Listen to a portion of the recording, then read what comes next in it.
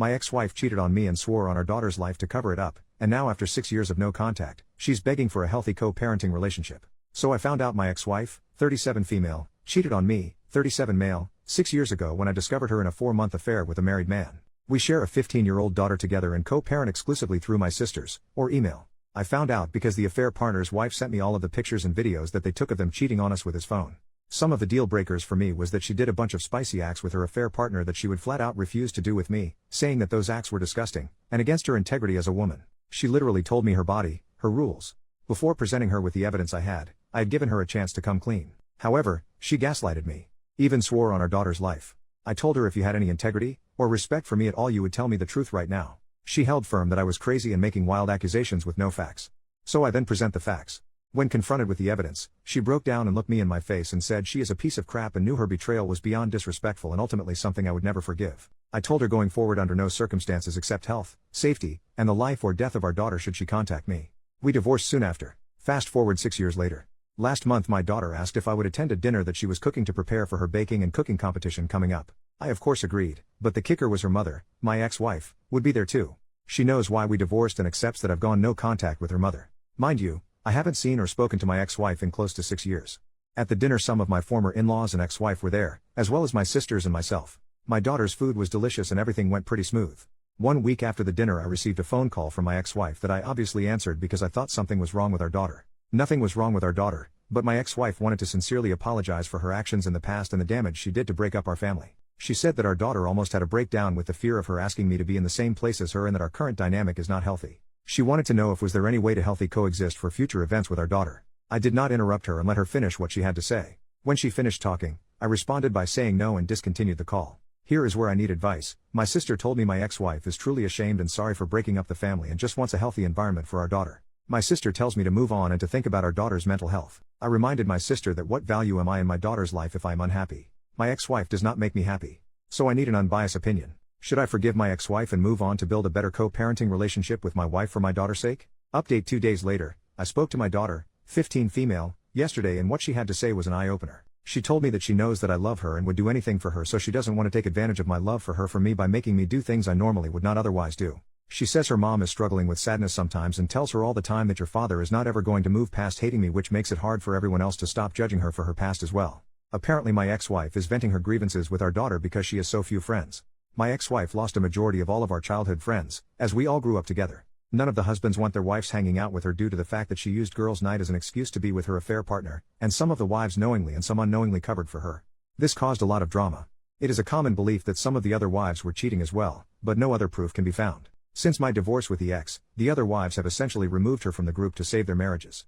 Anyway, my daughter also explained to me that she missed our family being together if she was being honest, but understands that me and her mother love her. She then asked me about forgiveness, and then about unforgiveness, things people cannot be forgiven for. I told her that is ultimately a standard you have to set for yourself. It comes from the morality and values you have within yourself. I explained that sometimes you can dislike the actions, but not dislike the person, and sometimes you cannot unassociate the actions from the person. Then I gave her an example. Joffrey Baratheon from Game of Thrones. She hates him with a passion. I said her mother is someone whose actions I cannot unassociate with her. I said it doesn't mean she is a bad mom, it just means she is someone who I cannot disassociate with her actions. As a result, mine and her relationship can never be the same. I then told her just because someone says sorry, that it doesn't mean that everything is okay. Unfortunately some actions have consequences, and in her mother's case her actions are a part of who she is as a person. My daughter then asks me if I have ever forgiven someone who has hurt me before, and I said yes. I have forgiven a lot of people. Forgiveness is a very important quality to have as a person. Ultimately, we had a very good conversation last night and said me and her mom will always be there for her when she has big life events. I will be talking to my ex-wife soon about her comments to our daughter. Second update 10 months later. So, after my last post I decided to schedule an appointment with 2 separate therapists who specializes in marriage and family counseling after divorce. I saw these 2 therapists over the course of 5 months. I did 5 sessions with each therapist, 1 woman and 1 male. In the sessions, I went over all my issues I dealt with my ex-wife and the current dynamics we have in place now. I showed both therapists my Reddit post and wanted truly 2 non-biased opinions from 2 professionals of the opposite sex. The advice they both gave me provided the contrast I needed to make necessary changes if any in my life. The first thing I did was invite my ex-wife to join me in 3 planned therapy consultations in which I would pay for. The goals were simple. First, create an avenue for my ex-wife to start speaking with a professional instead of our daughter about our issues. Second, give her closure, not forgiveness, but an opportunity to give her any answers she may need to recovery and be a better mother and person to our shared child. Lastly, build and commit to a plan that we will follow on how we will deal with parenting our daughter and behave at shared life events, and she actually accepted my offer. First session. The first session was all about sharing our point of view on the current state of our lives, and what we both want for our daughter. I shared that I am currently enjoying my life as my professional and personal life are flourishing in the sense that I have achieved balance, joy, and core life goals and accomplishments are being met. For my daughter, I shared that my goal is to ensure that she is happy, enjoys her childhood, feels loved, and understands the value of self-respect and commitment to core values. I always share with her that everyone loves to believe that they are exceptions to the rules, but sometimes following the rules are what makes a person exceptional. Having a clear sense of what is right and wrong and behaving in that fashion is very important to who you are. I shared my biggest regret in life would be if my daughter turned out like how her mother used to be 7 to 8 years ago. It was brutal saying this in the session, but I truly believe and fear this.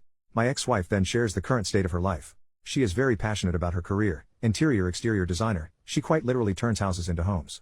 She shares that she is currently working on herself because her past few relationships ended poorly because of her baggage from our marriage, and divorce has made her very afraid of commitment. She also wants our daughter to be happy, loved, and a hard worker. She responded to my comment about me being afraid of my daughter turning out like how she was 7 years ago. She said her pride was hurt by that comment, but years of therapy help her realize she must accept that her actions of the past have warranted that kind of comment from me. She said she knows our daughter does not want to be like her because our daughter has asked her many times, besides cheating on dad, what is the real reason why he will never forgive you? She said people cheat and get divorced all the time and they are still friends. However, dad truly thinks you are a bad person, but a good mom. For years she thought I was poisoning our daughter against her, but quickly realized that was just her own guilt eating her away. The session ended quickly after that. Second session. This session my ex-wife asked a lot of questions. I mean a lot. Nevertheless, I answered all of them honestly and bluntly. The 3 main questions she asked were the following. 1. How did I heal from the wounds that she caused, and what advice could I give her as she is still trying to heal from the wounds she caused herself? I explained that the damage she caused wasn't like a stab or a cut wound that you could stitch back together. I said her damage was more like she amputated a limb from my body. My recovery wasn't focused on healing, but rather on how to walk, lift, or learn how to eat with my feet because I no longer had hands. I recovered from what she did by reteaching myself how to not be defined by my disability, become a victim, but more importantly gaining strength from it. I ended by saying I am still recovering, there is no healing this wound, the leg is gone. I said my advice to her would be do not amputate your next partner. Stop focusing on healing and start prioritizing recovering from the damage you caused. Some things cannot be fixed, but they can sometimes be replaced, or provide life lesson on how to behave in the future. 2. How can she replace what she has broken? I reply by giving an analogy. When a woman has a miscarriage, she doesn't replace the child she has lost when she has another baby. She values the life of the child she is because she knows what it is like to lose a child or not have a child at all. She doesn't replace what she has lost, she has to use her previous loss as a vehicle to find love in what she is now. I reiterated that she cannot replace or fix this. Her actions are permanent and cannot be undone. She must recover and use her experience to be better next time. 3. Is there anything she could do to allow us to be friends again?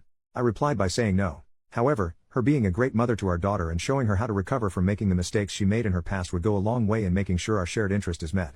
I explained there is no scenario in which I can give you forgiveness, because it is not a gift I can give. This gift must come from yourself. I cannot be responsible for your happiness or forgiveness. 4. Would you allow me to keep trying? I respond sure. Last session, we made major agreements. We came to an agreement that I would allow her to contact me outside of emergency if she agreed to not speak about our relationship with our daughter. Please let her be a kid. She can call me directly if she wants to coordinate vacations, holidays, or gifts.